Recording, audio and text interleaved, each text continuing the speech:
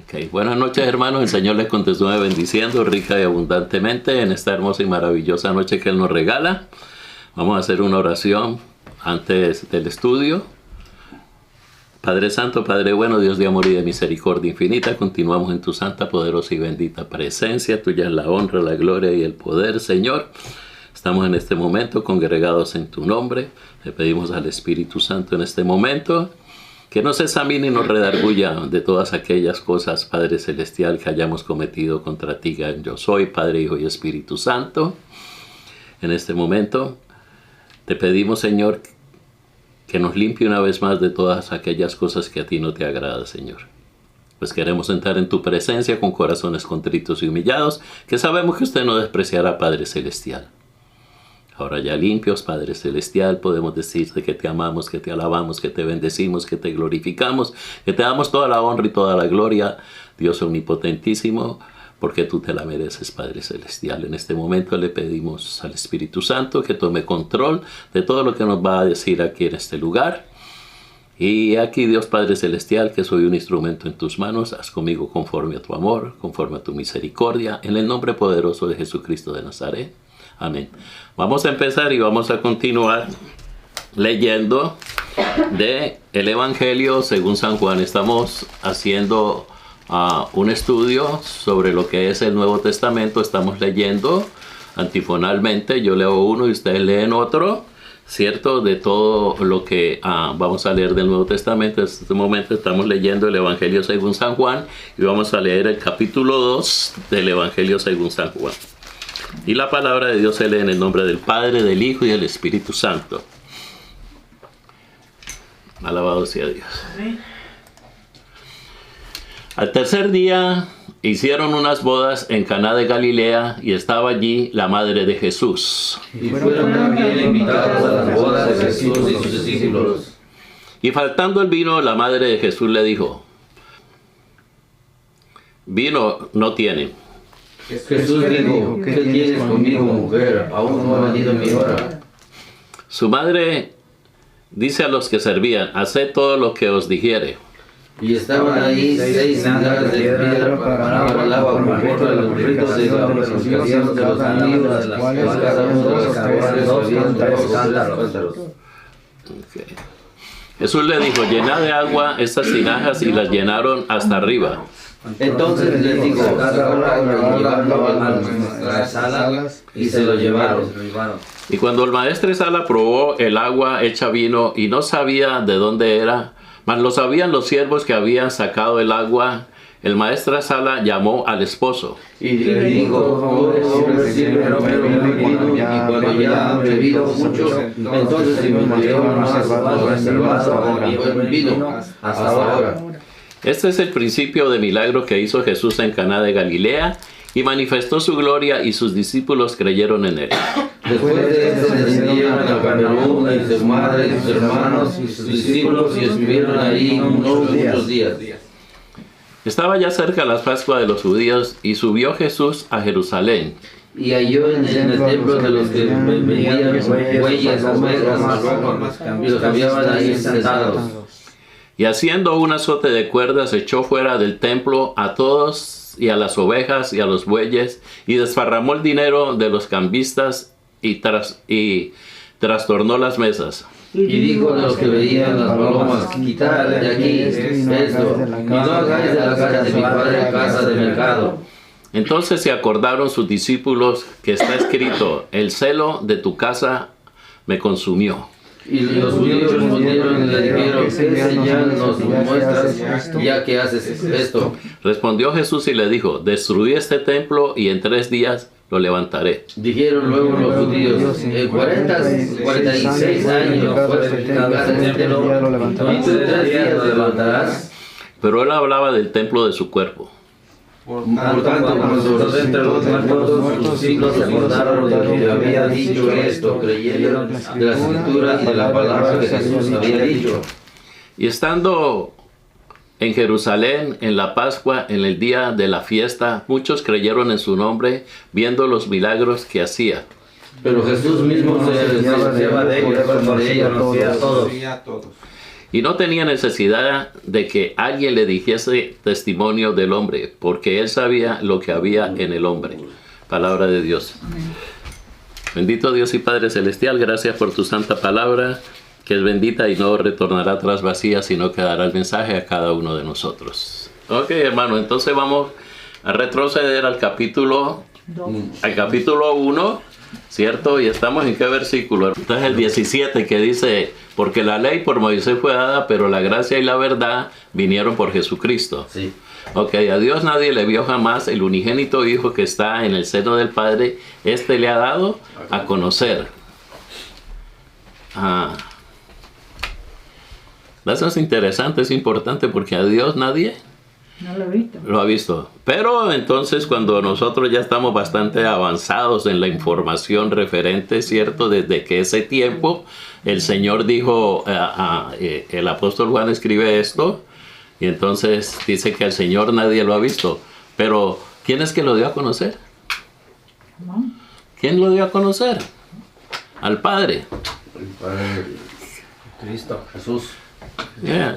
El que me ha visto a mí, ha visto al Padre. ¿Y cómo es que tú, Felipe, pregunta después de tanto tiempo que estoy con ustedes, muéstranos al Padre? Entonces, eso es bien importante, porque es el mismo primo, Juan, el primo de Jesús, Juan, ¿cierto? Él dice ahorita más adelante, ¿cierto? Que el que lo envió, él no conocía todavía quién era el Mesías, quién era Jesús. Pero el que le envió le dijo que cuando lo estuviera bautizando, aquel que descendiera sobre él, el Espíritu Santo, entonces vemos que el Espíritu Santo baja corporalmente como en forma de paloma y se detiene en Jesucristo, encima de él. Y entonces allí Juan entonces dice, oh, este es el Hijo de Dios, este es el Cristo, este es el que tiene que venir. Entonces allí se da cuenta. Pero no era porque no lo conocía, porque era su primo. Me imagino que alguna vez en sus días él habrá estado con él o hubiesen hablado, ¿sabe? Porque no sabemos exactamente cuál fue el día que el Señor llevó a Juan el Bautista al desierto, ¿cierto? Porque él no vivió toda la vida en el desierto, ha vivido un tiempo que a lo mejor cuando empezó a hacer su ministerio, entonces salió al desierto. Entonces allí él no conocía que este Jesús era el Mesías, porque el Señor Jesús pues entonces vivía como una persona normal. Después de que vino a los 12 años, él vivía con su familia, trabajaba con su padre y esas cosas, pero ahora comienza a los 12 el ministerio. Y entonces Jesús sabe dónde tiene que ir, pero Juan no sabe quién es el Mesías, quién es el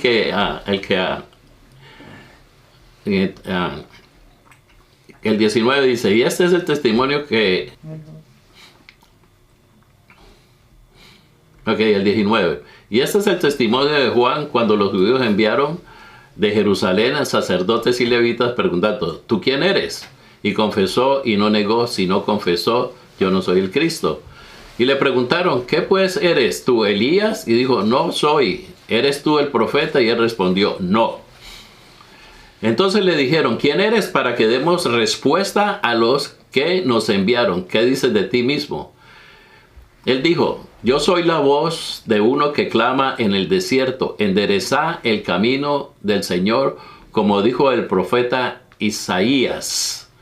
Y los que habían sido enviados eran de los fariseos y preguntándole le dijeron, ¿por qué pues bautizas si tú no eres el Cristo, ni Elías, ni el profeta? Juan le respondió diciendo, yo bautizo en agua, mas en medio de vosotros está uno quien vosotros no conocéis. Y es que viniendo después de mí, es antes de mí, el cual yo no soy digno de desatar la correa del calzado. Estas cosas acontecieron en Betábara, al otro lado del Jordán, donde Juan estaba bautizando. Entonces el 29 dice, el siguiente día vio Juan a Jesús que venía a él y dijo, he aquí el Cordero de Dios que quita el pecado del mundo. Este es aquel de quien yo dije, y después de mí viene un varón, el cual es antes de mí, porque era primero que yo. y yo no le conocía, mas para que fuese manifestado a Israel, por eso vine bautizando en agua. Y Juan dio testimonio diciendo, vi el Espíritu descender del cielo como paloma y permanecer sobre él. Y yo no le conocía, pero el que me envió a bautizar en agua, este me dijo, sobre quien veas descender el Espíritu y que permanece sobre él, ese es el que bautiza con el Espíritu Santo. Entonces, lo que estábamos explicando es esta lectura que ya Juan le explica. Y entonces él empieza esta explicación porque los fariseos, ¿cierto? Y entonces los fariseos, los maestros de la ley y lo que era la autoridad en ese momento eclesiástica, le mandan a preguntar a Juan, bueno, ¿tú por qué estás bautizando? Pues, ¿tú por qué estás haciendo lo que estás haciendo? ¿Quién eres tú? Entonces, pues, empiezan a interrogarlo, porque ellos sabían que iba a venir ¿quién? El Mesías. O sea, y antes del Mesías decía que tenía que venir Elías. Y entonces, resulta que en otra parte sabemos y dice sí que ya este Juan tenía el espíritu de Elías, ¿cierto? Y entonces él venía a testificar abriendo el camino. Ya Isaías, ¿cierto? Había profetizado 700 años atrás de que él era una voz que grita y que clama en el desierto. ¿Qué era lo que gritaba y qué era lo que clamaba él? Arrepentimiento. Enderezar las sendas, ¿cierto? Y entonces, y luego los invitaba y les proclamaba y les decía, arrepentidos, porque el reino de los cielos se ha acercado. Entonces a esas voces pues salía mucha gente. Salía mucha gente porque era como el principio para recibir al rey. Era como un principio que tenían como para recibir al rey y tenían ellos que limpiarse. Y entonces ellos ya sabían estos rituales referentes, tú sabes, antes de entrar al templo, ellos iban y se metían a esas piscinas que estaban cerca de donde estaba el templo, porque ellos se limpiaban antes. Yo creo hasta el día de hoy también lo hace con las cuestiones de lavarse las manos, pero ellos se lavaban su cuerpo y entonces para entrar y entonces pues tenían que prepararse física y espiritualmente para recibir al Mesías, para recibir al Cristo. Entonces aquí vemos, ¿cierto?, cómo Juan comienza en el río Jordán a hacer qué cosa y a llamar a la gente al arrepentimiento. Pero esto era como una preparatoria, ¿cierto?, para recibir el Mesías. Y entonces cuando vienen a preguntarle los fariseos, ¿cierto?, que ¿quién eres tú? ¿Quién eres tú? Y entonces él le comienza a decir y le dice y respondiendo diciendo, bautizo en agua como vosotros aquí en Monsi. Dijo, yo soy la voz de uno que clama en el desierto, enderezad el camino del Señor, como dijo el profeta Isaías. Y los que habían sido enviados eran de los fariseos, y preguntando le dijeron, ¿por qué pues bautizas si tú no eres el Cristo, ni Elías, ni el profeta? Entre estos tres, ellos creían que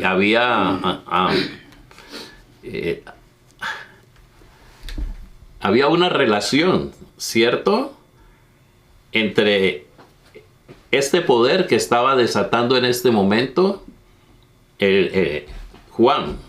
Juan dice la palabra que es uno de los últimos, ¿qué? Profetas. Uno de los últimos profetas que iba a haber. Y él venía, y la profecía que traía era que venía el Mesías.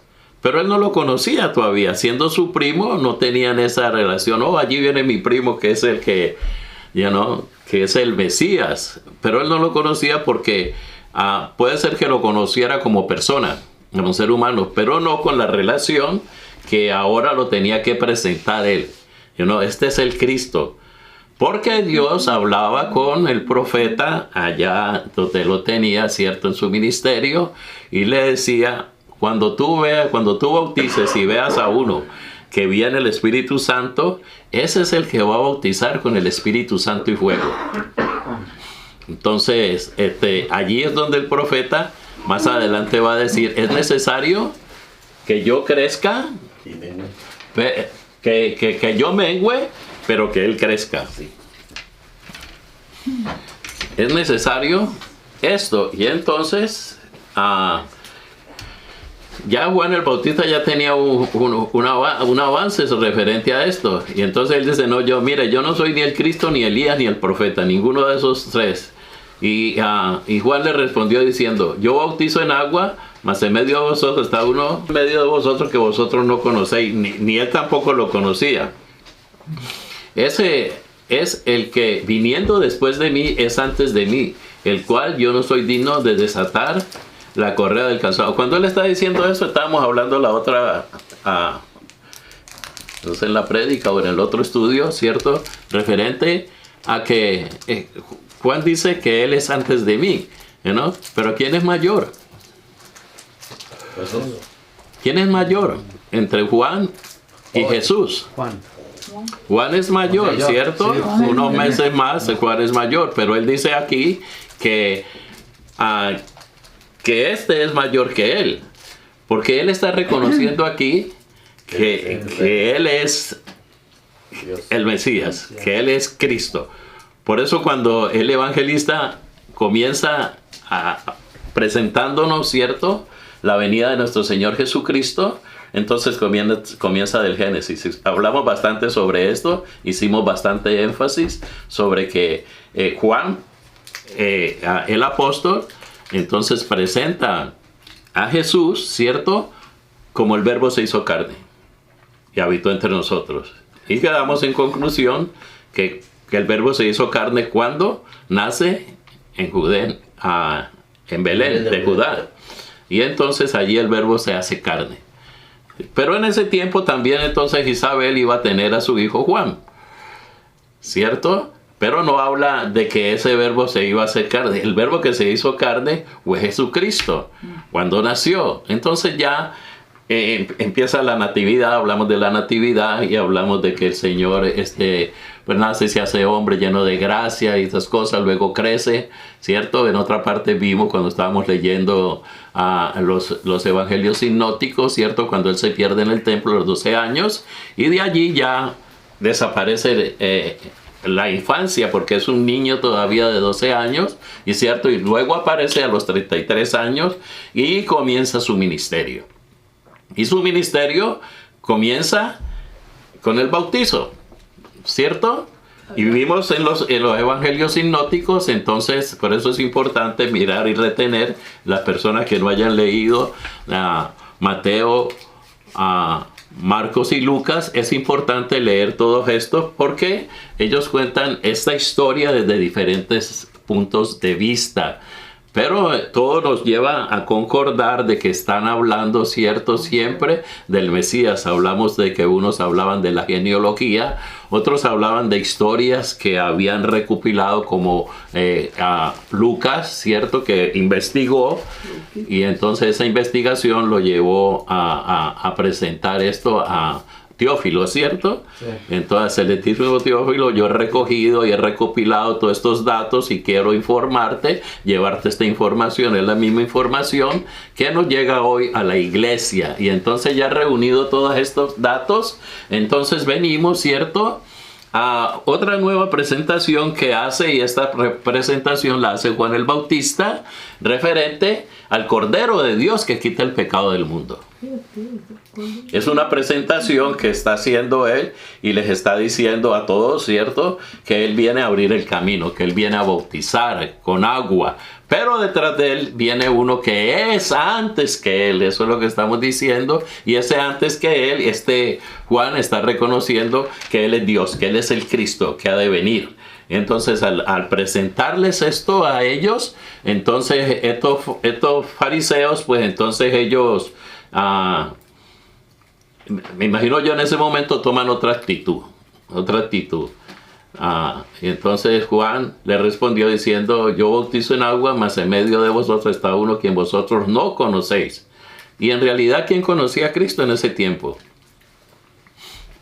Nadie. ¿Era quién? Sus padres. ¿Pero quién era él? Carpintero. Sí. Era uno común y corriente. Que estaba jugando entre ellos, que estaba trabajando entre ellos. Tal vez la vecina lo llamaba y le preguntaba y le hacía preguntas. Porque era la construcción de aquel tiempo era tanto madera como piedra. Le llamaban tectones. O sea, la construcción era un tectón y el tectón trabajaba con piedra, pero también trabajaba con madera. Y su padre, pues era su oficio. Dice que posiblemente iban a Decápolis, ¿cierto?, a hacer sus trabajos, porque sus trabajos eran buenos. No era que eran carpinteros de hogar, sino que agarraban sus herramientas y se iban a trabajar, ¿cierto?, a otras ciudades. O sea que, primeramente, pues ellos tenían su sustento. Segundo, Jesucristo no era un débil flacucho que lo ponían por ahí. Era una persona fuerte. Era una persona, se sabe bien. Pero no era una persona, digamos, de que era, que usted lo veía y decía, wow, ese, uy, como un artista. No, él era uno común y corriente. ¿Se acuerda que le dije que para poderlo identificar tuvo que venir el traidor y besarlo? Porque él era un común y corriente y nadie lo conocía. Todo el mundo decía, si se referían a él, era Jesús, ¿qué? El hijo de José el carpintero. Pero de que venía, digamos así, lo que lo está presentando Juan en este momento, la gente se sorprendieron, no un poco, mucho. Se sorprendieron mucho cuando Juan lo presenta como el Cordero de Dios que quita el pecado del mundo. Cuando lo presenta, ¿cierto? Vamos a ver el 28. Dice, estas cosas acontecieron en Betábara, al otro lado del Jordán, donde Juan estaba bautizando. Entonces luego vamos a empezar en el 29, ¿cierto? Pero yo quería decir algo aquí en el 28. Estas cosas acontecieron en Betábara, al otro lado del Jordán, donde Juan estaba bautizando. Aquí hay algo bien interesante, ¿cierto? Yo estaba escuchando unos comentaristas y estaban diciendo, cuando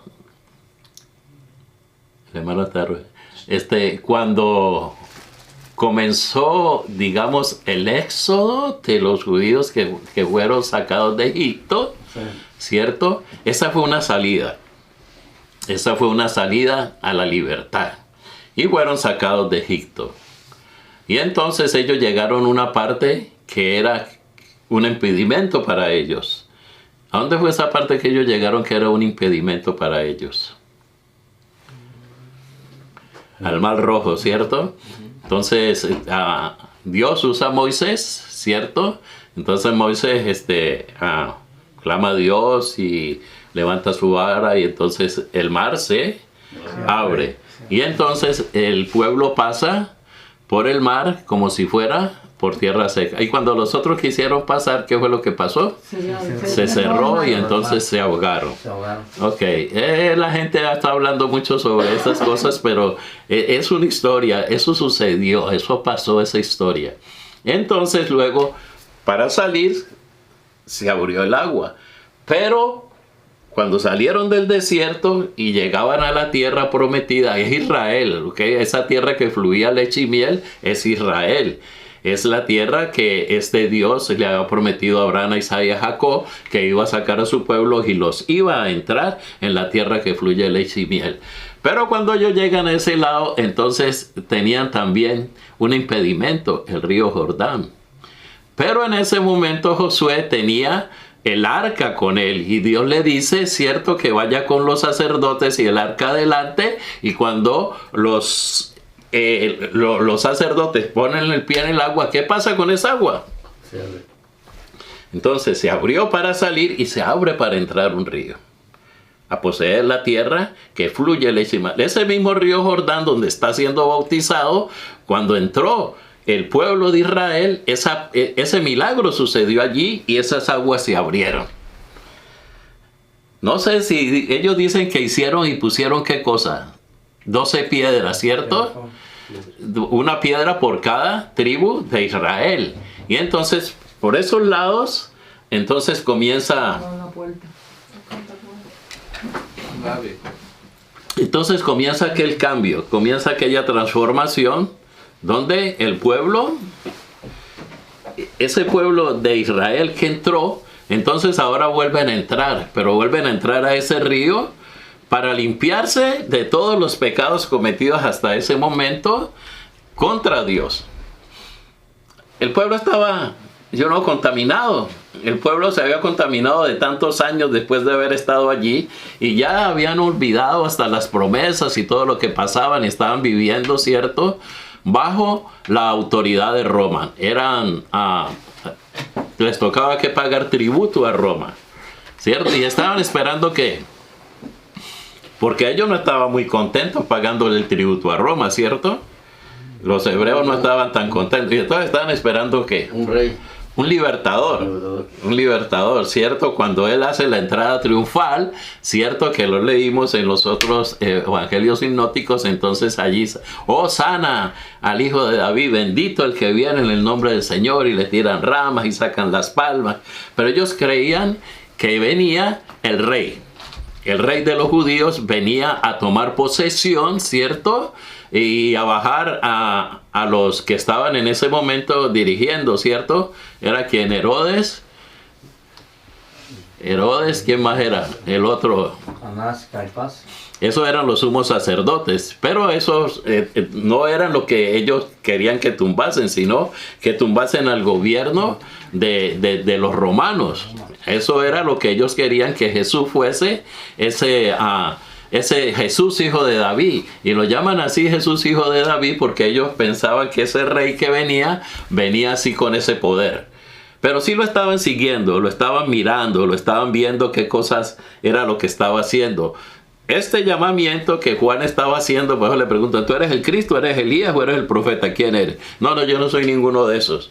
Entonces ellos estaban pensando, ¿cierto? Ok, este hombre tiene autoridad para llamar, porque alguna persona que tiene autoridad para congregar, entonces ellos ya estaban mirando qué era lo que estaba pasando. Este hombre tenía autoridad para congregar porque no eran 2 ni 3 los que iban a bautizarse, era mucha gente.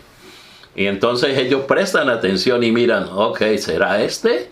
Porque, ¿qué era lo que estábamos explicando? Que él tiene una línea sacerdotal, ¿cierto? ¿Quién era su padre? De Juan el Bautista, que quedó mudo, y su mamá. Ok, Zacarías, y entonces miramos entonces cómo ellos miran, este es el hijo de Zacarías, ¿cierto?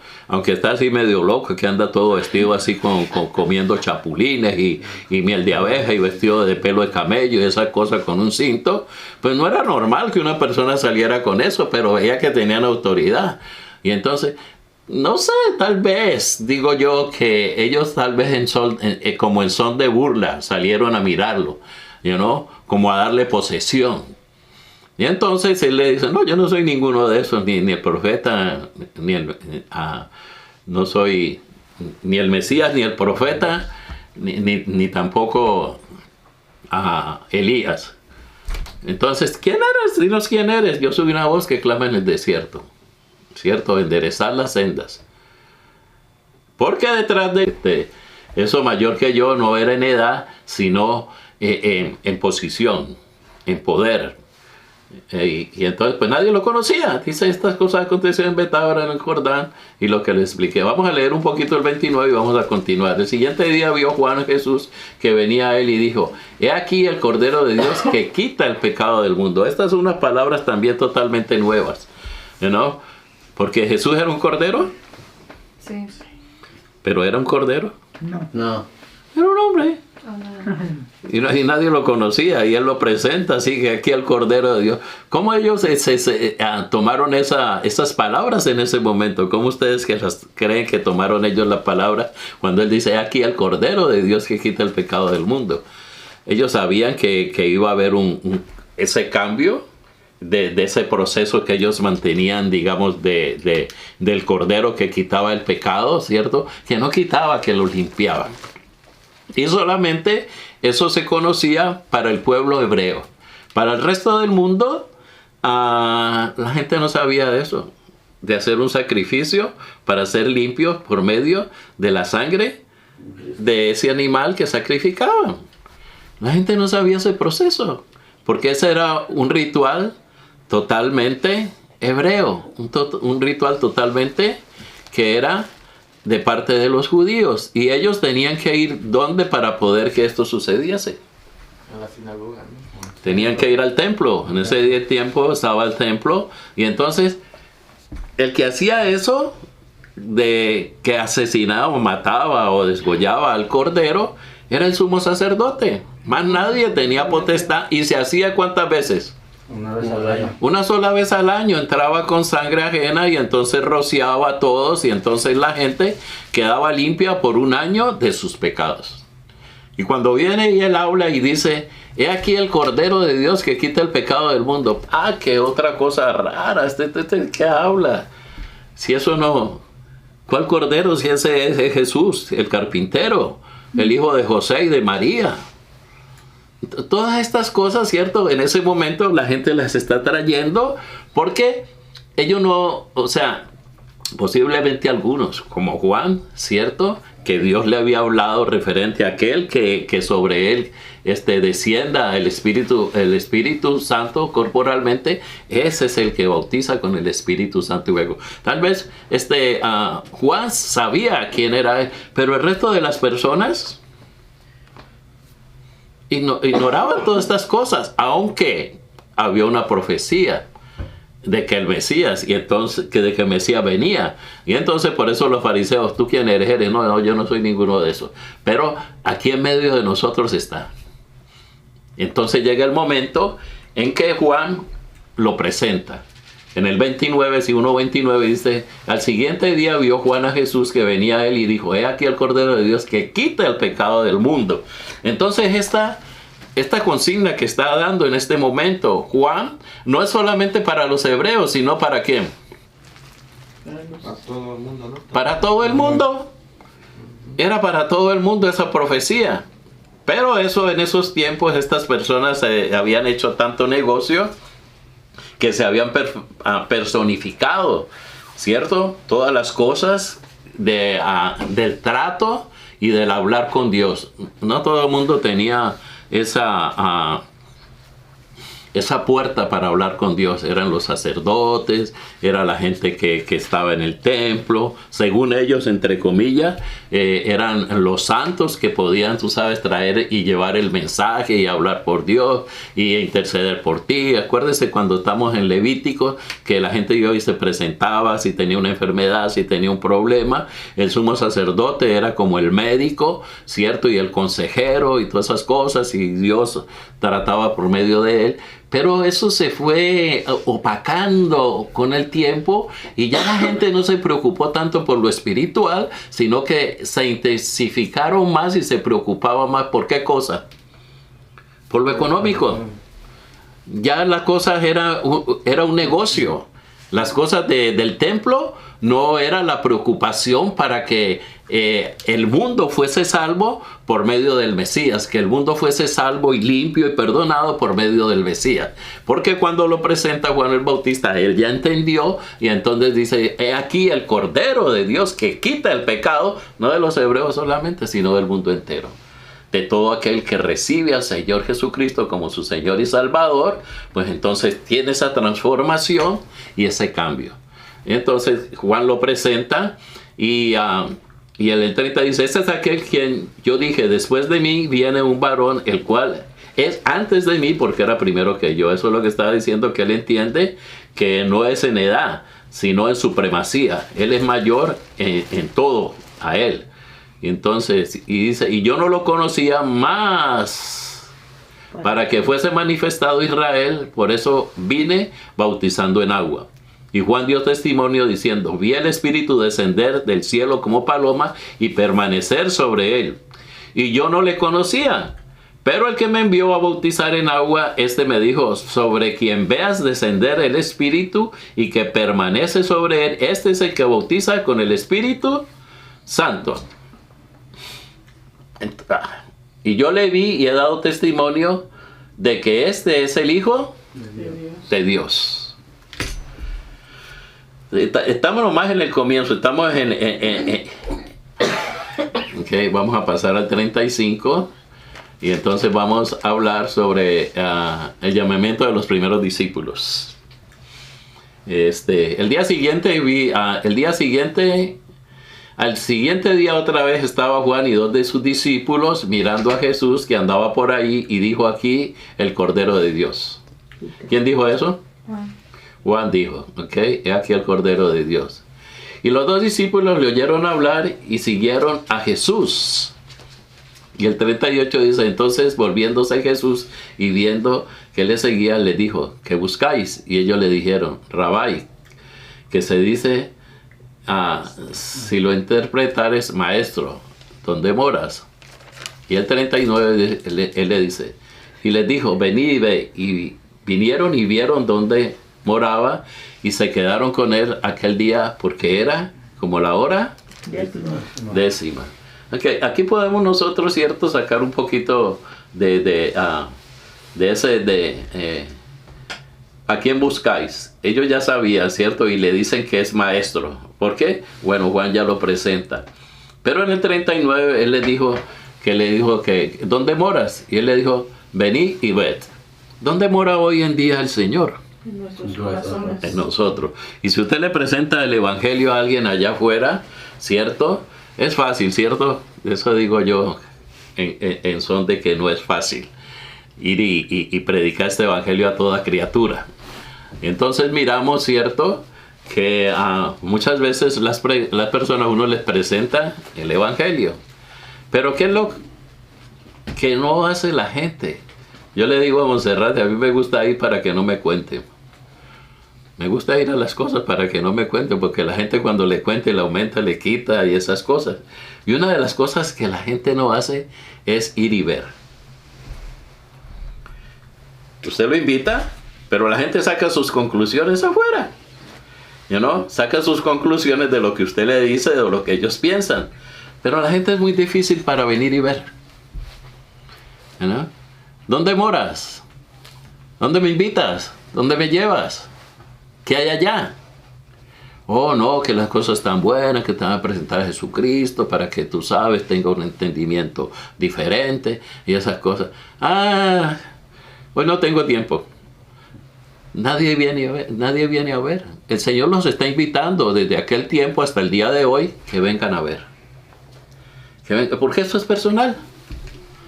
Esto no es lo que yo te diga ni lo que yo sienta, sino lo que dice la palabra de Dios y lo que te haga sentir esa palabra de Dios que te va a hacer cambiar.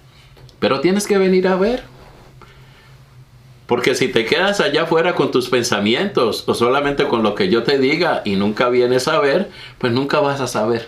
Nunca va a aprender. Nunca vas a tener el comienzo de un discipulado. Nunca vas a tener el comienzo de un arrepentimiento. No vas a tener ese comienzo porque no quieres venir a ver. ¿Qué es lo que se está presentando? ¿De qué se está hablando? Entonces la persona de una vez, ¡pum!, corta. No tengo tiempo, tengo que hacer otras cosas, estoy muy ocupado. Pero no vienen a ver. Cuando tú vienes y ves, ¿cierto? Comienzas esa relación personal, el cambio en tu vida. Porque el Señor, cuando yo te presento al Señor, el Señor no va a tratar conmigo. El Señor va a tratar contigo. Y si tú vienes y lo ves, el Señor va a comenzar ese trato contigo. ¿Cuáles son tus problemas? Háblame de tus problemas. Aquí estoy. ¿Vienes a verme? Ok. Bueno, la gente hoy en día tienen problemas con la famosa salud mental. Pero no vienen a ver al consejero, vienen al psicólogo, vienen al psiquiatra, vienen a ver el que dice esto y lo otro, pero no vienen a ver el que tiene las verdaderas soluciones. Que ya fue presentado, y no fue presentado ayer ni anteayer, fue presentado hace cientos de años atrás. Es aquí el Cordero de Dios que quita el pecado del mundo. La mayoría de los problemas que se mantiene el ser humano hoy en día, su problema grande es el pecado.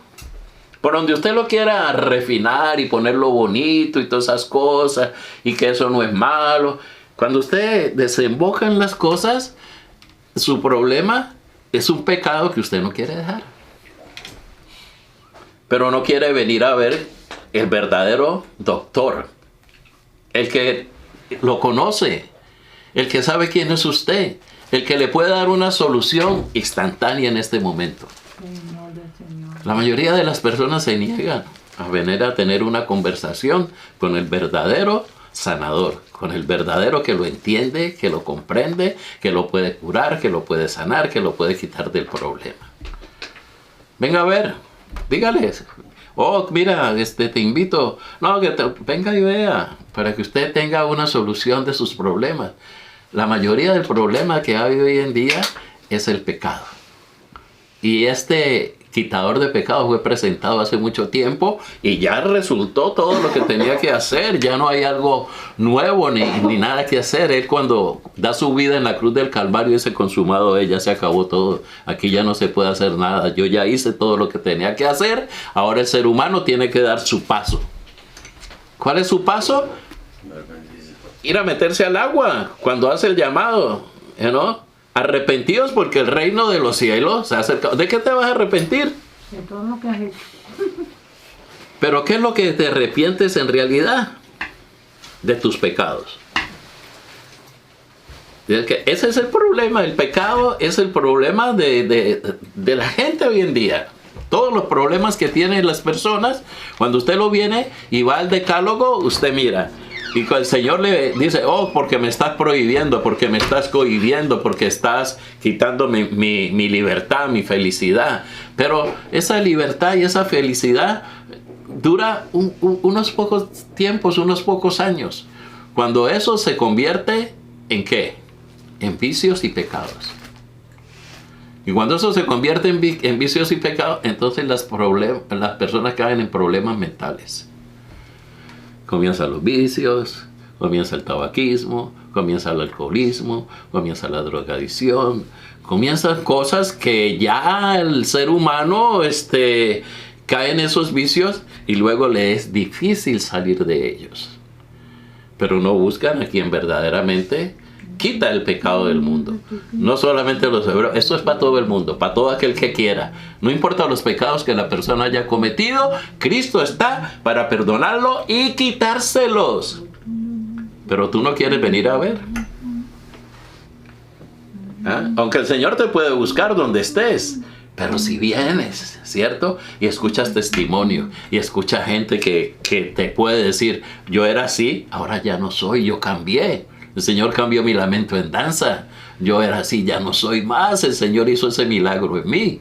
Entonces tú vienes y ves caras, ves personas con cuerpos, seres humanos igual a las demás personas que Cristo ha cambiado, que Cristo les ha solucionado ese problema y ya no tienen ese problema en sus mentes, ¿sí? Y entonces ya vienen a una salud mental. Vienen a una verdadera salud mental.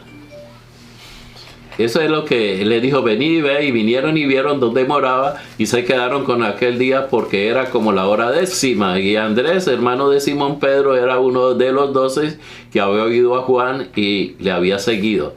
Halló primero al hermano Simón y le dijo, hemos hallado al Mesías, que se interpreta es el Cristo. Y trajo a Jesús y mirando a Jesús le dijo, tú eres Simón, hijo de Jonás, ¿tú serás llamado? Cefas. ¿Qué quiere decir? Pedro. Piedra. ¿Sí? Yo me tomé aquí el momento en un momento de escribir algo aquí, ¿cierto? Y entonces, sí, Pedro quiere decir que piedra. Y entonces, Andrés,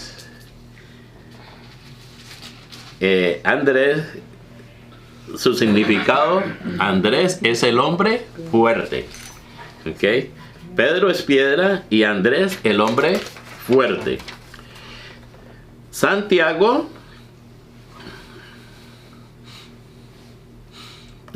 quiere decir sostenido por el talón. Esos son sus nombres interpretados. Todos los nombres que son de los apóstoles, todos tienen un significado. Y Juan, ¿qué significado es?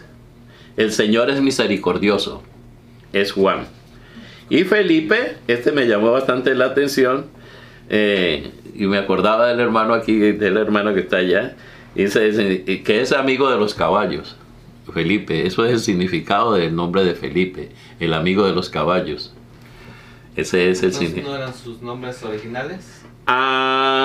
Los nombres de la mayoría de los hebreos tienen un significado, y casi todo significado tiene algo que relacionado con oficios o con nombres de Dios.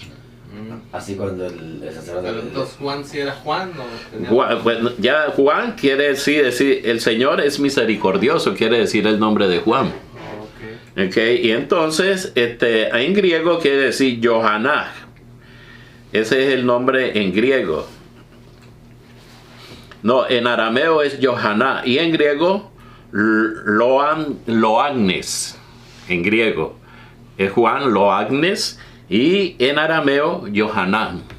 O sea, cuando usted escucha Yohanan, está llamando Juan. ¿Sí han escuchado de ustedes? ¿No? Como los que se llaman Juan. Johanan, pero ese apellido dice Juan. Yohanan es Juan. Es Juan.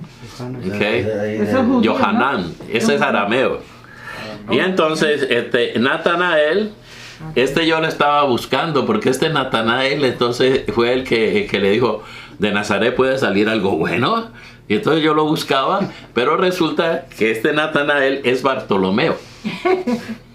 Y entonces Bartolomeo es el hijo de Timeo, porque también le daban el nombre por el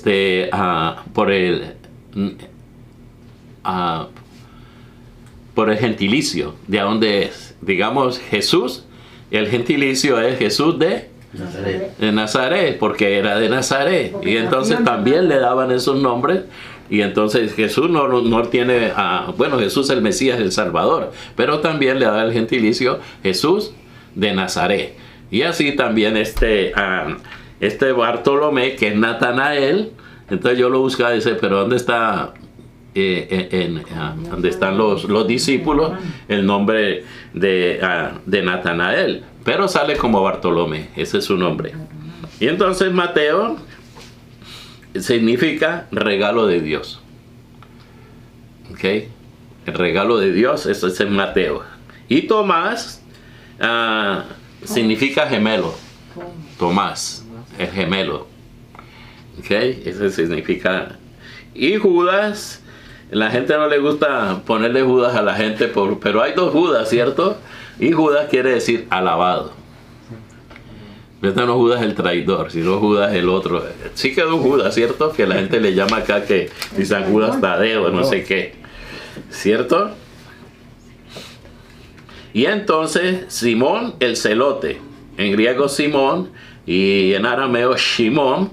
Y entonces el significado de ese nombre es el que ha escuchado a Dios. Ese es Simón. Shimón. Sí, ahí también, sí, lo he escuchado allá entre los judíos, Shimón. Ok, entonces ese es Simón. Y su nombre significa el que ha escuchado a Dios.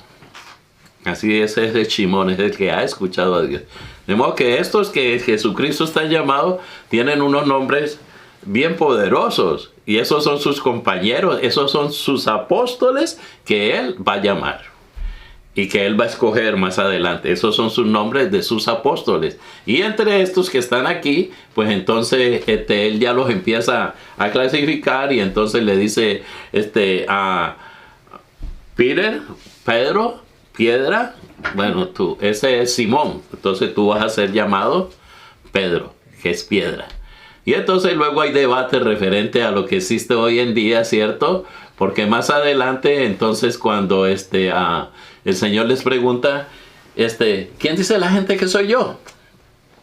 Entonces uno dice, no, que uno es el profeta, que soy otro Elías. Vemos al tema, ¿cierto? Del tiempo que las personas estaban pensando que Jesús no era Dios, sino que era un profeta o que era Elías, ¿cierto? Pero nunca decían entre ellos, eres Dios. En ese momento, entonces, Pedro le dice, tú eres el Mesías, el Hijo de Dios viviente. Y entonces cuando él le dice eso, entonces, bienaventurado tú, Pedro, porque no te lo ha revelado ni carne ni sangre, sino mi Dios que está en el cielo. Y entonces el Señor dice algo allí que la gente lo ha tomado ahora, ¿cierto? Y sobre esta roca edificaré mi iglesia.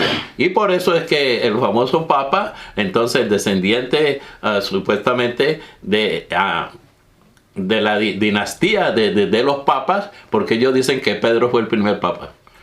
Eso es verdaderamente una teología fuera de lugar. Y entonces ese punto, y tú eres Pedro, y sobre esta piedra edificaré mi iglesia. Entonces de ahí tomaron que Pedro es el primer papa, y de ahí vienen todos los papas.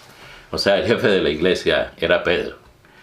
Y entonces cuando Pedro murió, entonces supuestamente ellos, como a los 300 años que vinieron el papado y esas cosas, entonces nombran, ¿cierto?, a los primeros papas que vienen supuestamente de esa ley sacerdotal de que Pedro fue el primer papa. Llama a Felipe y a Natanael. El siguiente día vio Jesús a Galilea y halló a Felipe y le dijo, sígueme. Y Felipe era de Bethsaida, de la ciudad de Andrés y de Pedro. Felipe halló a Natanael y le dijo, hemos hallado a aquel de quien escribió Moisés en la ley y los profetas, Jesús de Nazaret, el hijo de José. Ellos estudiaban, ¿sabe? Ellos iban a la sinagoga y ya ellos en el Antiguo Testamento tenían profecías que se habían de cumplir. Y las profecías que se habían de cumplir son todas estas que están acá. Con su permiso. Sí. Y entonces, todas las profecías que se están cumpliendo en ese momento. Allí se están cumpliendo, ¿cierto?, las profecías que el pueblo hebreo estaba esperando de parte de Dios hacia el mundo. Pero nunca tampoco ellos enfatizaron, digamos, a las cuestiones de que Dios se iba a hacer hombre y iba a estar entre ellos. Entonces esas cosas, a la parte religiosa que había en aquellos tiempos, esto fue como un golpe, y un golpe fuerte. Porque entonces empezó la gente a desviar su mirada de lo eclesiástico, de lo rutinario que todo el tiempo tenía, digamos, las cuestiones de que sucedían en el templo, ¿cierto? De repente todas las cosas entonces son dirigidas hacia la mirada de Cristo. Todas las cosas comienzan a dirigirse hacia este cumplimiento de las profecías. Esas no son las profecías de ahora que estamos hablando los días de prédica, sino que eran profecías que se tenían que cumplir en Cristo. ¿Y quién era el que venía hablando de que esas profecías se iban a cumplir en ese momento? Isaías. Isaías habla de eso, pero tenemos un profeta que está allí contemporáneo con lo que iba a pasar. Y estaba hablando con las cosas y los sucesos que iban a acontecer inmediatamente, que era Juan el Bautista, que era el último profeta, y él estaba prácticamente profetizando, hablando como hablaban anteriormente los profetas. Los profetas anteriormente hablaban y le decían algo al rey o a una persona importante y le decían, vive Jehová en cuya presencia estoy. Eso era el profeta que hablaba así directamente y le decía lo que Dios les mandaba decir de frente. Y por eso los profetas no caían bien. Por eso cuando leímos los otros evangelios, ¿cierto?, que dice que hasta Juan, entonces fueron los últimos profetas, donde mataron al último profeta, ¿cierto?, entre el altar y el último profeta es Juan en este momento, y este Juan está hablando, presentándole al mundo y presentándole a los representantes que Dios había dejado y que no habían cumplido con su trabajo. Les estaba presentando la realidad de las profecías. La sombra de lo que había de venir se estaba cumpliendo en ese momento y Juan lo estaba presentando. He aquí el Cordero de Dios que quita el pecado del mundo. Ustedes no están quitando ni llevando el evangelio que Cristo viene ahora a llevarle al mundo entero. A los míos vine, mas los míos no me conocieron. Entonces ahora entra en el conocimiento no solamente de los suyos, sino del mundo entero. Y entonces ahora dice, a los que, ¿qué cosa? ¿Qué es lo que pasa? Más a todos los que le recibieron. Es recibir. Por eso es que nosotros presentamos al Señor Jesucristo para que las personas lo reciban. Y entonces comienza, esto no es religión. Ya siempre nosotros cuando nos convertimos sabemos que es una relación personal suya con Dios. Y entonces Dios viene, este es el que bautiza con el Espíritu Santo. Y entonces nosotros estamos bautizados con el Espíritu Santo. Pero esto no es un bautismo, ¿cierto? Como el de agua, sino que es un bautizo que permanece para vida eterna. Una vez que estamos bautizados, el Espíritu Santo viene a morar ¿dónde? En nosotros. ¿Y ahora qué somos nosotros? El templo. Ya ese templo donde iban anteriormente religiosamente, ¿cierto? A matar los corderitos, las vacas y todo lo que mataban. Eso ya se acabó hasta el día de hoy. Eso ya no existe. Eso no fue lo que Cristo presentó. Imagínense todo el mundo, como yo les comentaba anteriormente, yendo con su corderito ahí. Aquí está mi corderito para que me quiten mi pecado. Aquí está mi vaquita y aquí está... No, eso ya no existe. Porque Cristo, que es el Cordero, Él se presentó manso y humilde, sin abrir su boca. Sufrió todo lo que iba a sufrir y murió para el perdón de nuestros pecados. Ya, si quiere acabar con sus problemas, que tiene ahorita así que no lo dejan hacer nada, venga Jesucristo y empieza una nueva vida. ¿No? Eso lo vamos a hablar más adelantico cuando Nicodemo viene. Es necesario que nazcas de nuevo. ¿Y que nazcas de qué le dice? Del agua del Espíritu. Del agua del Espíritu. Eres bautizado, pero luego eres bautizado de aquel que viene a permanecer en ti para siempre. Eso no se va a ir. Porque Él no los toma como un hotel, sino como el templo. ¿Dónde estaba el Señor cuando los judíos hacían todos los preparativos y todas las cosas? ¿Dónde se mantenía el Señor? En el lugar santísimo. Allí donde estaba el arca, allí donde entraba el sumo sacerdote una sola vez al año.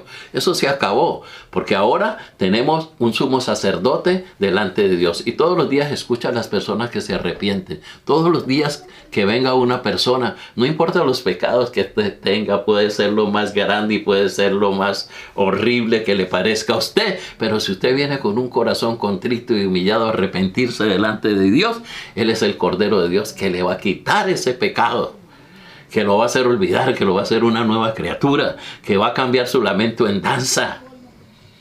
Eso es la información que trae Juan el Bautista para la humanidad. Allí viene el cambio tan tremendo. Es necesario que yo mengüe para que Él crezca. Por eso, entonces le presenta a los discípulos, y los discípulos, ¿dónde mora, Señor? Y Él le dice, ven y ve. ¿A dónde cree que lo llevó? ¿A su casa? Es posible. ¿Al campo? Es posible. No dice. Pero fueron con Él. Y eso es lo importante. Que se fueron con Él, estos discípulos, y Él les habló y les dijo lo que tenía que decirles. Y entonces avanzamos, ¿cierto? Hasta Natanael le dijo, Nazaret, ¿puede salir algo bueno? Felipe le dijo, ven y ve. Y Jesús, viendo a Natanael que venía hacia él, le dijo, he aquí un verdadero israelita de quien ¿qué? De que no hay engaño, ¿cierto? No hay engaño. Y le dijo Natanael, ¿de dónde me conoces? Respondió Jesús y le dijo, antes que Felipe te llamara, cuando estabas debajo de la higuera, yo te vi. Y respondió Natanael y le dijo, Rabí, tú eres el Hijo de Dios, tú eres el Rey de Israel. Respondió Jesús y le dijo, porque te dije, te vi debajo de la higuera, ¿crees? Cosas mayores que estas verás.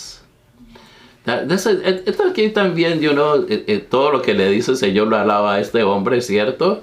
Y entonces le dijo, antes de que Felipe te llamara cuando estabas debajo de la higuera, te vi. ¿Qué estaba haciendo debajo de la higuera? Dice otro que estaba orando, tomando fresco, o estaba viendo su dinerito que tenía guardado.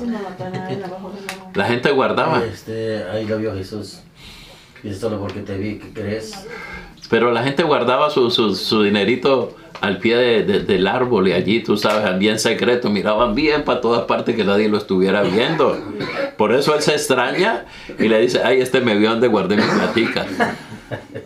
Sí, porque no era orar, porque la gente se iba a orar, tú sabes, a la sinagoga, pero para guardar los chavos, ellos se iban bien escondiditos y se iban por allá al árbol, tú sabes, y entonces miraban para todos lados que nadie los estuviera viendo y entonces guardaban ahí su guardadito, su dinero lo tenían allí guardadito.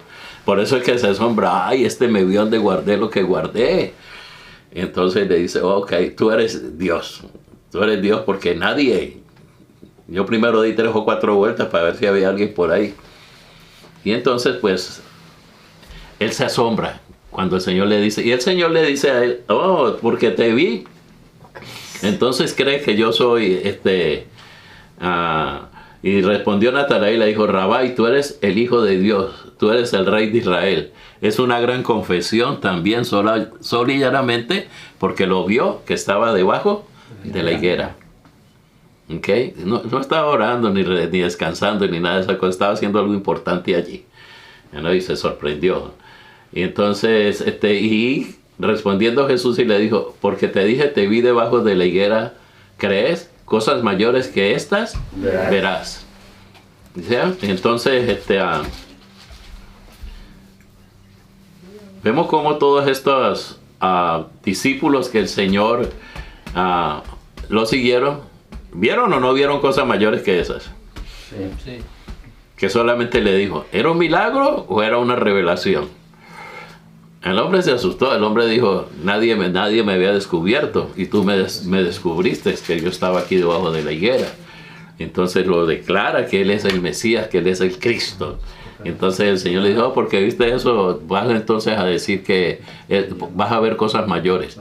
¿Cómo serían las cosas cuando él veía, digamos, lo que empieza a ver ahora, que el primer milagro? ¿Cuál es el primer milagro que hice? ¿El vino? ¿El qué? El vino. El vino, ¿cierto? Sí. Y eso ya viene, y encima de ellos están allí, tú sabes, dando vuelticas así, pero no se ve que el Señor haya hecho su primer milagro. Entonces él comienza, ahora que vamos a leer, miramos eso. Dice... Y le dijo, de cierto os digo que de aquí en adelante veréis el cielo abierto y los ángeles de Dios subiendo y descendiendo sobre el Hijo del Hombre. ¿Sí lo vimos? ¿Sí lo vimos? Sí lo vimos. Cuando el Señor termina su ayuno, ¿cierto? Vinieron los ángeles y le servían, ¿cierto? Cuando estaba en el Getsemaní, vino un ángel y lo consolaba. Cuando resucitó, vinieron los ángeles y le dijeron a las mujeres, ¿por qué buscan entre los muertos al que vive? O sea, que los ángeles andaban con el Señor todo el tiempo, ¿no? Hay veces se materializaban, pero todo el tiempo, como andan con nosotros, hermano. ¿Usted cree que tenemos el ángel de Jehová que acampa alrededor de los que le temen? Amén. Yo estoy 100% seguro que sí lo tenemos. ¿Okay? Ya no tenemos lucha contra carne ni sangre, sino contra las huestes de maldad. Y si los ángeles del Señor no anduviesen con nosotros, entonces ¿qué pasaría? El diablo se mantenía dándonos pelas por todas partes. Sí, pero tenemos un protector dentro y al lado de nosotros que nos cuida. ¿Okay? Y el Señor Jesucristo también tenía su gente que estaba rodeado todo el tiempo, y cuando él necesitaba cosas, pues los ángeles venían y lo atendían, pero no cualquier cosa, porque él siendo 100% hombre era 100% Dios, pero él no apelaba todo el tiempo a ser Dios, sino que en mayoría del tiempo que estuvo acá con nosotros, él todo lo que hacía lo hacía como hombre. Los milagros que hacía, cierto, que no los hacía nadie, era para mostrarle al mundo de que él era Dios, pero que también era hombre. Él no murió como Dios, él murió como hombre. Porque muchas veces la gente, no, pues si él era Dios, él no sintió nadita. Pero ese no era el plan de Dios, de que no sintiera nada, sino que sufriese por nuestras culpas, por nuestros pecados. O sea que cuando usted viene a perdonarle, eso es una cosa que costó sangre preciosa. Eso fue a costo de sangre preciosa. Alabado sea Dios. ¿Alguna pregunta, hermanos?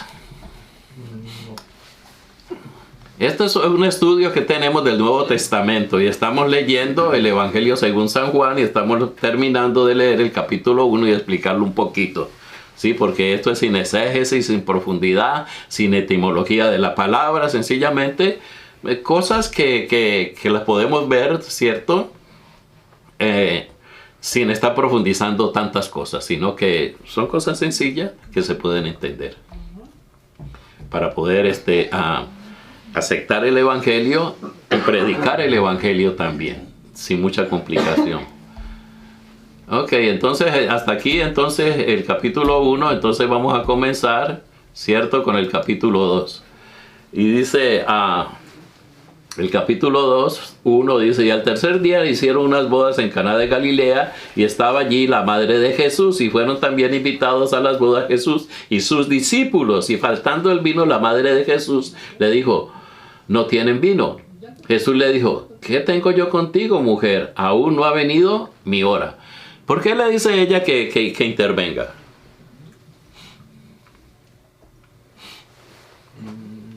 Porque los romanistas toman esto como una intercesión de la madre hacia él. No está intercediendo. Porque ella acude a él y él, ¿por qué le contesta? ¿Qué tengo yo contigo, mujer? Aún no ha venido mi hora. O sea, él no había hecho ningún milagro. Pero ¿por qué la mamá le dice? ¿Lo habría visto haciendo algo?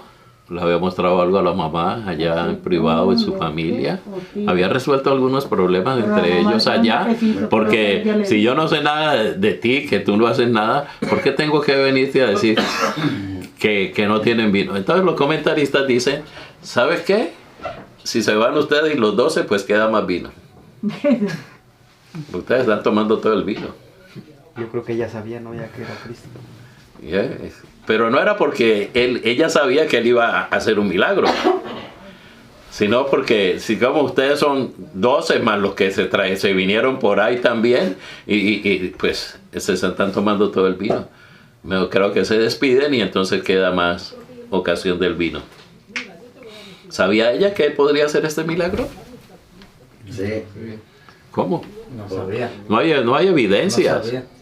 Por eso él le dice, ¿qué tienes conmigo, mujer? Si todavía no ha llegado mi tiempo. Como el ángel ya le había dicho, que él es el Salvador, él es él. Por eso, ¿no? El Emanuel, el que con nosotros. O sea, ella sabía que él podía hacer algo. Sí, o sea, que sí Yo creo que ella sabía. sabía que era el ¿Lo habría visto haciendo algo? Maybe. Sí, la mamá conoce a sus hijos.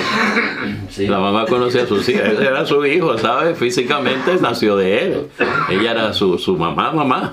No, el que era el padrastro era José. Cuando se me iba al templo y se le desaparecía, ya andaba buscando los templos. De chiquito, ¿no? Sí. Que él hacía, ¿no? Cosas que no eran normales, me imagino. Sí, por eso le han Sí, por inventado eso, tantas sí. cosas, que si él hacía pajaritos y los soplaba y los no le echaba por hicieron. ahí también, que cuando el niño Jesús era niñas y estas cosas. Pero no tenemos evidencia ni está diciendo aquí. Ahora. Pero esto que está diciendo aquí, ¿cierto? Que ella le dice, no tienen vino. Y entonces Y tú sabes que los niños a los años... los ya comentaristas que son, tú sabes, más de la izquierda, o sea, que no aceptan más nada sino que lo que está escrito, ellos no dan pie a que él haya hecho ningún milagro de ninguna clase en ningún momento, sino que aquí comienza su ministerio, ¿cierto? Era algo así. Los otros jocosamente ellos dicen como que, ok, mira, si se van ustedes 15, ustedes 20 que vinieron, pues a lo mejor el vino alcanza. No se acaba. No se lo van a beber todo. Pero ella no estaba esperando, pero luego le dice, hagan todo lo que él Les diga. O sea que posiblemente envían Jesús a que lo mantenga. Entonces le dice a la mujer, hazme una torta. ¿A quién es? ¿Elías? Hazme una torta. Una para mí. Y entonces cuando ya la cosas, entonces me la das a mí y luego la tuya. Entonces luego la mujer, donde tenía la harina nunca dejó de escasear, siempre tuvo la harina para hacer y el aceite. Y luego va también el profeta y entonces le dice, le debo algo a una gente y no tengo con qué pagarle. Entonces, ¿qué tienes? Un poquito de aceite tengo. Vete a pedir ollas por todos lados. Vete a pedir ollas por todos lados y empieza a derramar aceite dentro de esas ollas. Y entonces ella dice, ya pedimos todas las ollas y las hemos llenado todas. Tenemos mucho aceite. Y cuando ella dijo que no había más ollas, el aceite mermó. O sea que eso no era una historia que el pueblo de Israel ignorase sobre el poder de Dios, de que Dios podía hacer milagros de cualquier índole, en cualquier momento y en cualquier parte. Él podía hacer donde quiera. Y mucho más allí, que entonces él comienza su ministerio, ¿cierto? Para que todos se den cuenta de que él es Dios y que puede hacer cosas que no son comunes. Que no son comunes. La intercesión de la mamá, los romanistas la han tomado como que ella intercede por nosotros. Pero María era un ser humano igual que todo, pero es posible que como ser humano conocía a su hijo. A lo mejor hizo algo que ella había visto, que él podía darles el vino. Pero ella no iba a hacer el milagro, habló con él, y tal vez para que esa familia, que a lo mejor eran familiares de ella, ¿cierto? Entonces no quedasen en ridículo, faltándoles el vino, ¿no? Y entonces dice pues que, dicen los comentaristas que sus discípulos eran un poco culpables también de que el vino se haya acabado, porque eran muchos. Y se lo tomaron seguro ahí. Y era mi, ahora era bien borracho. Y entonces pues le dice, Como hoy en día. ellos dicen los comentaristas, mejor te lo llevas. Como hoy en día. Mejor te lo llevas y entonces el vino que queda pues va a alcanzar para las otras personas que están. Pero el Señor decide en ese momento hacer el milagro, su primer milagro. Su primer milagro. Y entonces agarra las vasijas, las hace llenar de agua, ¿cierto? Y las convierte en vino. Era algo que en las bodas no podía faltar. Porque era algo que a la gente le alegraba. Que la gente venía y tomaba y pues dice el maestro Sala cuando ya está convertida el agua en vino, ¿cierto? Dice que hizo el mejor vino. ¿No? Y entonces el maestro Sala dice que todos los llama al esposo y le dice, mira, ven acá, en todas partes sabemos de que las personas primero dan el vino bueno y cuando ya la gente está bien alegre, entonces le dan el vino malo, pero tú has guardado un buen vino para ahora. Al contrario. Y entonces pues lo felicita y le dice que ese buen vino, sin saber él de dónde había salido ese vino. Pero los que habían llenado las garrafas de agua sí sabían que el Señor los había mandado y que lo que habían puesto allí era agua. Los que se ven como Y los les digo que el meseros. mejor lo guardaron. Sí, como los meseros. O sea, entonces, esas personas, entonces, pues la fiesta siguió en su alegría y en su apogeo con el primer milagro que el Señor hizo, convertir el agua en vino. Hay muchas personas que son astemias, ¿cierto? Y dicen que el Señor hizo jugo de uva. No, el Señor no hizo jugo de uva, hizo vino. ¿Okay? Y un vino que excelente. Agua de Jamaica. Sí, a lo mejor le dan agua de Jamaica y esas cosas, pero las personas que son borrachos y luego muchas veces son pastores que han sido borrachos y esas cosas y luego no, ustedes no pueden beber nada de esas cosas. Es una cosa cultural porque usted se va, digamos, para España o para Italia y usted ve que las personas con sus alimentos son tremendos cristianos, tremendos hijos de Dios, pero con sus alimentos beben vino. Porque es un problema, no es un problema, es algo cultural. Qué rico. ¿Ya no? Y hay, son los franceses toman vino y los otros toman cerveza y esas cosas. Lo importante de eso no es que tú no lo consumas, lo importante es que no te emborraches. Okay, que no llegues al vicio. Que no quedes por ahí todo tirado después de que te tomaste todas las botellas y ya andas por ahí dando lora y todas esas cosas. Pero es para las fiestas. Es para alegrar el corazón de las personas que se mantienen. Dice que, ok, los príncipes y los reyes, pues no están dados a estarse borrachos, ¿me entiende? Y entonces los dejan para las personas que están entristecidas. Sí, déjalo que se eche un poquito de vino para que... No estoy diciendo, yo estoy totalmente en desacuerdo de que la gente agarre la cerveza y el aguardiente como un medio de escape. Porque la palabra de Dios dice que no os embriaguéis con licor, sino que embriaguéis con el Espíritu Santo. Nosotros agarramos unas tremendas elevadas con Dios, sin necesidad de tomarte ni de meterte nada. Andamos nosotros con Dios llenos del poder del Espíritu Santo, llenos de sabiduría, con una alegría que el mundo te ve. Y uno, como decía un pastor, dice, ¿usted qué le pasa? ¿Qué está haciendo? ¿Qué se metió? Le preguntaba al otro señor porque se le veía una alegría que era contagiable. Pero dice, es el Espíritu Santo. Nosotros estamos llenos del Espíritu Santo, no necesitamos nada, estamos completos. No necesitas alegrarte ni con droga, ni con vino, ni con nada de esas cosas, porque el Espíritu Santo te da ese contentamiento que necesitamos nosotros para vivir en este mundo. El hablar del Evangelio no solamente era para judíos, era para también personas que quisieran ir, personas que quisieran ser proselitos y entonces que quisieran entrar.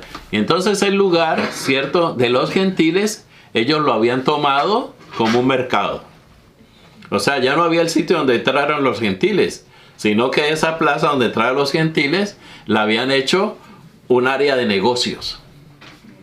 Habían hecho un área de negocios y entonces allí se cambiaban las monedas, se vendían los animales, ¿cierto? Entonces el Señor se enoja. Pero no solamente Él les dice que le han hecho, ¿cierto?, el templo, un mercado, sino que también han hecho, ¿qué? ¿Una cueva de qué? De ladrones. O sea que no solamente habían quitado el atrio a los gentiles, sino que también allá adentro los que mandaban, la parte eclesiástica que era del sumo sacerdote para abajo, todo el mundo llevaba lo suyo allí. Entonces habían hecho eso un mercado allí. Allí ellos vendían entonces a los cabritos, vendían las ovejas, vendían las palomas. Y entonces cambiaban la moneda romana, la cambiaban por la moneda del templo. Todo eso era un negocio porque el cambista ganaba. Y entonces, y los animales que tenían ellos allí eran animales bien criados, que estaban, tú sabes, fuertes y que no venían lastimados. ¿Por qué razón? Bueno, porque para el sacrificio tenía que estar un animal limpio. Ya un cordero limpio, que no tuviese ningún defecto, que no estuviera pelado, que no estuviera golpeado ni nada de esas cosas. Y entonces ellos todo el año, cuando lo limpiaban, entonces los que quedaban, pues ellos los tenían listos para el otro año y se los vendían. Era un mercado completo. Y el Señor, cuando ve eso en el templo, entonces hace un perrero, hace un látigo.